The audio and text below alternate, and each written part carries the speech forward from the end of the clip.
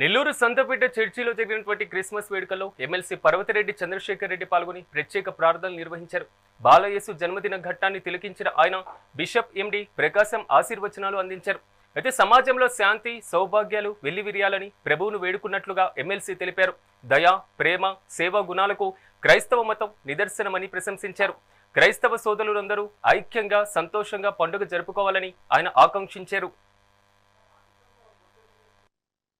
ఈరోజు నెల్లూరు నగరంలో ఉన్నటువంటి కపాడిపాలెంలో హ్యూమన్ క్యాథలిక్ చర్చిలో క్రిస్మస్ సందర్భంగా అందరితో పాటు కలిసి ప్రార్థనల్లో పాల్గొనడం చాలా సంతోషంగా ఉంది.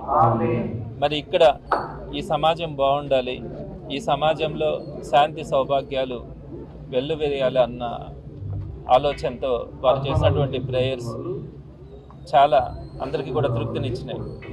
అందరికీ ఒకటే గుర్తొస్తుంది, క్రిస్టియానిటీ అంటే వాళ్ళలో ప్రేమ, దయ, క్షమ, సేవ ఇవన్నీ కూడా వారందరిలో కూడా